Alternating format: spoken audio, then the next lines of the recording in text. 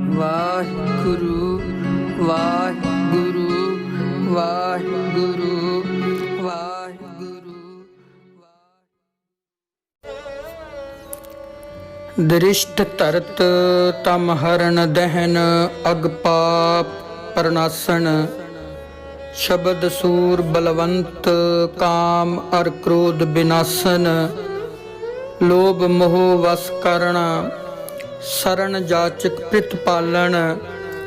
ਆਤਮ ਰਤ ਸੰਗ੍ਰਹਨ ਕਹਿਨ ਅੰਮ੍ਰਿਤ ਕਲ ਢਾਲਣ। ਸਤਿਗੁਰੂ ਕਲ ਸਤਿਗੁਰ ਤਿਲਕ ਸਤ ਲਾਗੈ ਸੋ ਪੈ ਤਰੈ।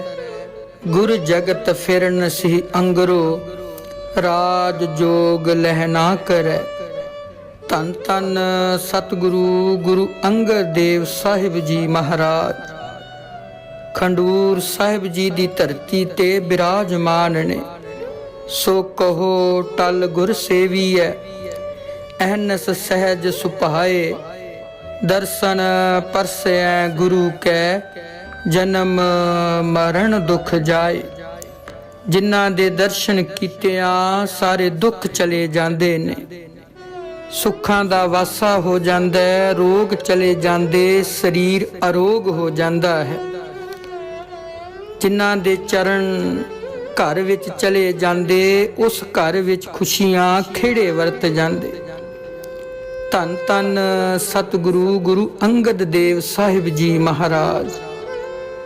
ਹਰੀਕੇ ਦਾ ਰਹਿਣ ਵਾਲਾ ਇੱਕ ਭਾਈ ਸਹਿਲਾ ਜੀ ਜੋ ਗੁਰੂ ਅੰਗਦ ਦੇਵ ਸਾਹਿਬ ਮਹਾਰਾਜ ਜੀ ਦਾ ਸਿੱਖ ਹੈ। ਇਹ ਸਿੱਖਾਂ ਦੇ ਨਾਲ ਸਤਿਗੁਰੂ ਮਹਾਰਾਜ ਜੀ ਦੇ ਦਰਬਾਰ ਵਿੱਚ ਆਇਆ। ਸਤਿਗੁਰੂ ਜੀ ਦੇ ਚਿਹਰੇ ਦੇ ਦਰਸ਼ਨ ਕੀਤੇ ਤੇ ਮਨ ਨੂੰ ਸ਼ਾਂਤੀ ਆ ਗਈ। ਰੂਹਾਨੀਅਤ ਦੇ ਦਰਸ਼ਨ ਕਰਕੇ ਮਨ ਨੂੰ ਸਕੂਨ ਆ ਗਿਆ। ਗੁਰੂ ਸਾਹਿਬ ਦੇ ਚਰਨਾਂ ਤੇ ਡਿੱਗ ਕੇ ਬੇਨਤੀ ਕੀਤੀ, ਗੁਰੂ ਸਾਹਿਬ ਜੀ ਕਿਰਪਾ ਕਰੋ, ਮੈਨੂੰ ਮੂਰਖ ਨੂੰ ਪਾਰ ਲੰਘਾਵੋ। ਮੈਂ ਮੂਰਖ ਕਿਤੇ ਇਸ ਭਵ ਸਾਗਰ ਵਿੱਚ ਹੀ ਨਾ ਰਹਿ ਜਾਵਾਂ। ਰੋ ਰੋ ਕੇ ਬਹਿਬਲ ਹੋ ਕੇ ਦਿਲ ਤੋਂ ਸੱਚੀਆਂ ਅਰਜ਼ੋਈਆਂ ਭਾਈ ਸਹਿਲਾ ਜੀ ਦੇ ਮਨ ਤੋਂ ਨਿਕਲ ਰਹੀਆਂ ਸਨ।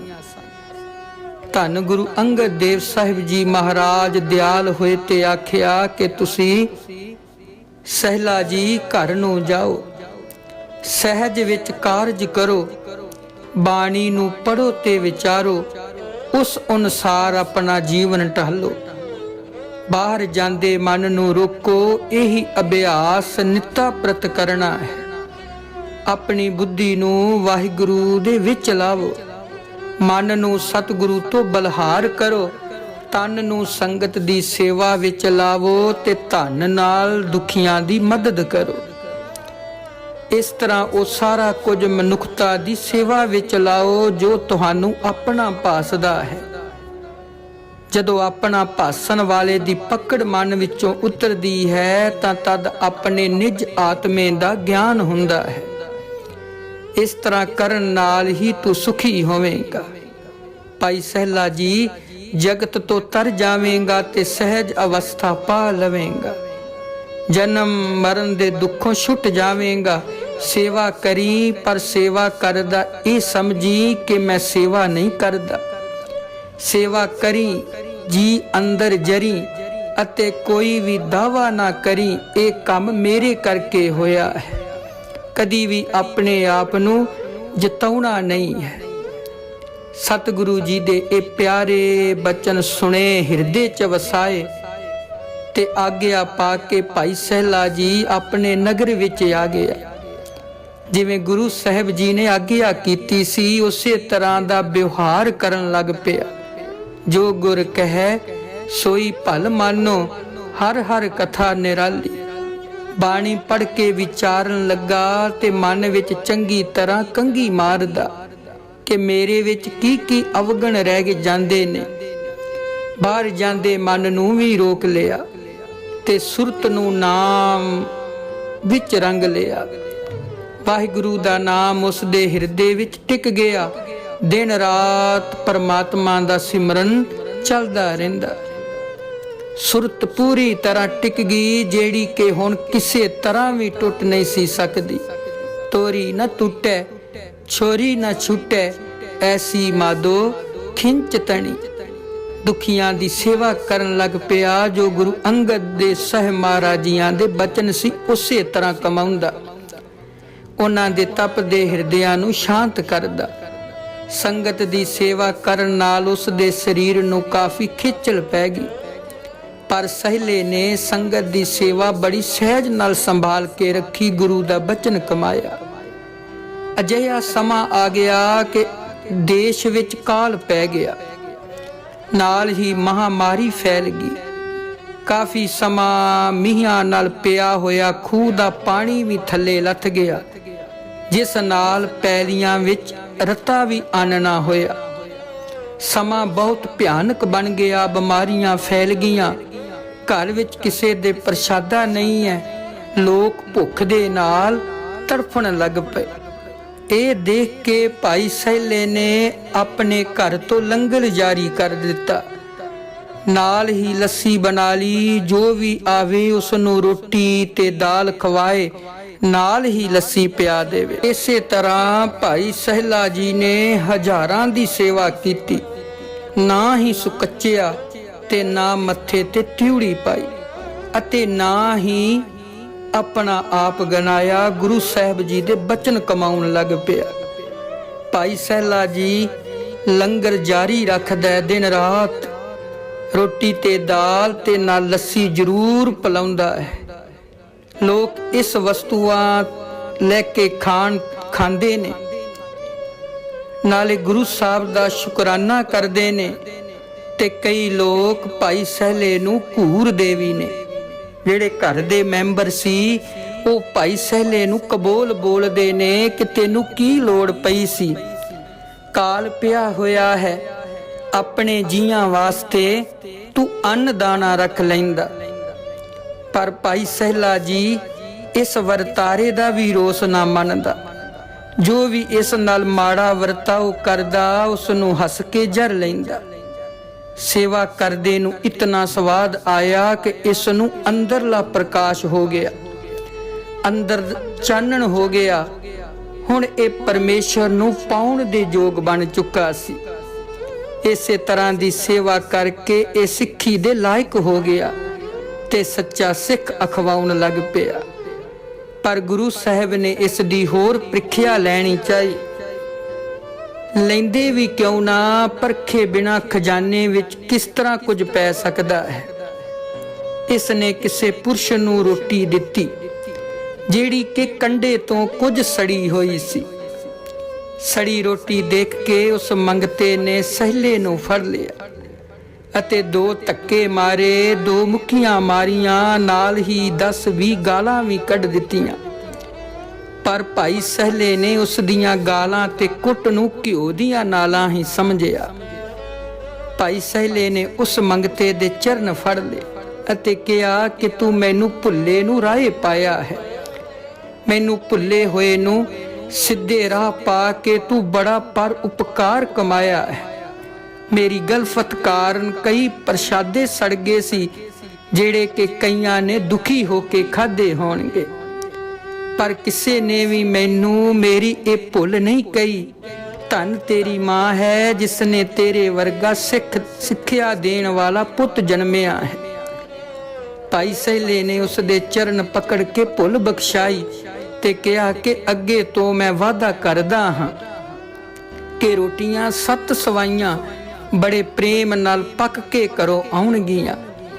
इस तरह भाई सहले ने ते भाई सहले दी पत्नी ने बड़ी सेवा कमाई, धन पदार्थ खर्च कर दिता, सारा घर बाहर बेच दिता। इस तरह उसने काल दे समय भारी सेवा करके अपने मन नूं गुरु साहब जी दे बचनां नाल जोड़ लिया। जमीन, हवेली, नगदी पैसे जिन्ने भी सन सब कुछ मुक गए। हुण भाई सहले दे अत दी गरीबी आ गई।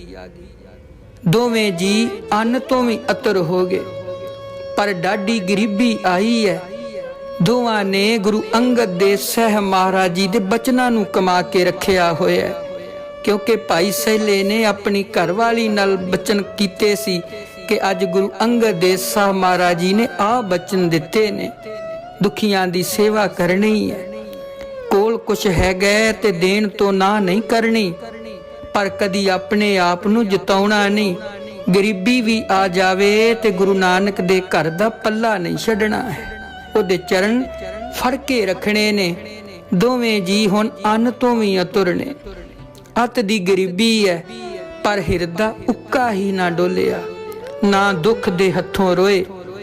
हुण दोवें जी की करदे ने कि जंगल विच जाके कुटिया पाली है, जंगल विचों घाह कटना शुरू कर दिता। भाई सहला जी घाह कट के वेचदे ने, जिस नाल रोज एक चौआनी मिलदी है, उस विचों 7 पैसे ये अपने गुजारे लई रख लैंदे ने ते 9 पैसे संगत दी सेवा विच ला दिंदे ने। बेअंत कदी माया सी, हवेली सी, नौकर चाकर सी, पर सतगुरु ने प्रीख्या लैण वास्ते ये सारा खेल रच दिता।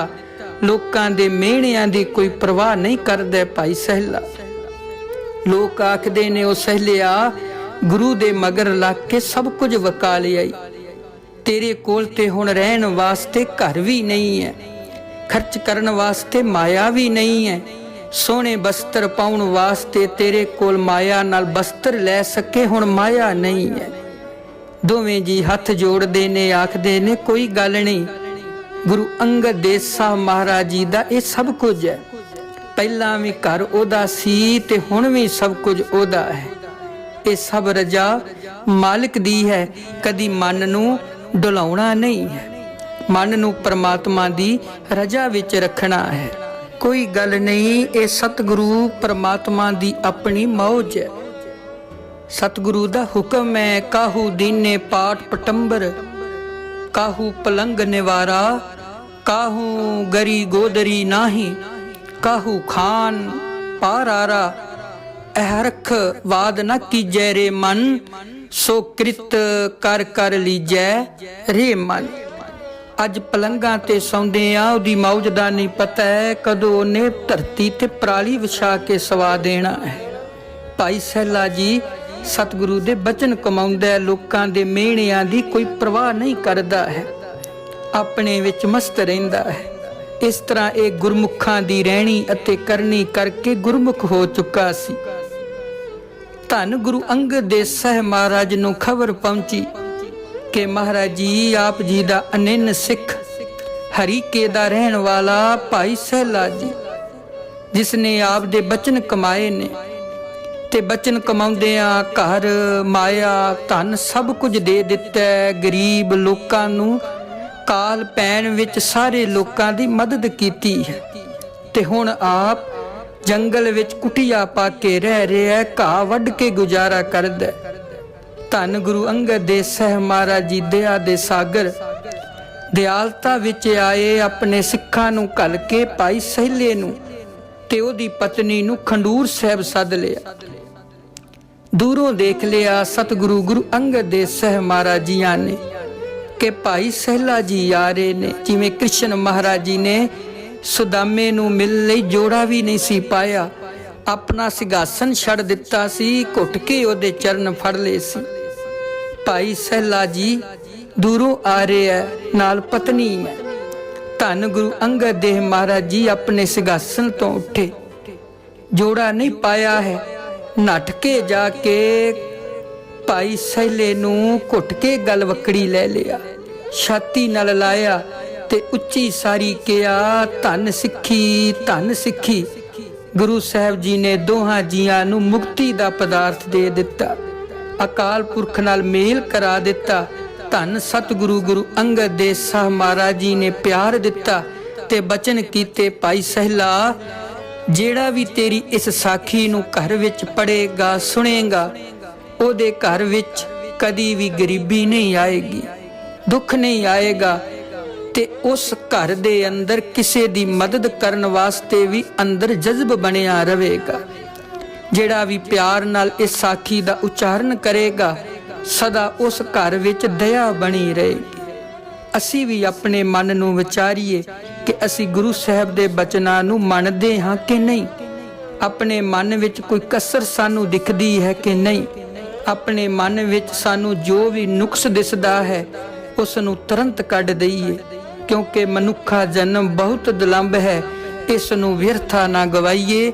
ਧੰਨ ਧੰਨ ਸਤਿਗੁਰੂ ਗੁਰੂ ਅੰਗਦ ਦੇਵ ਸਾਹਿਬ ਜੀ ਮਹਾਰਾਜ।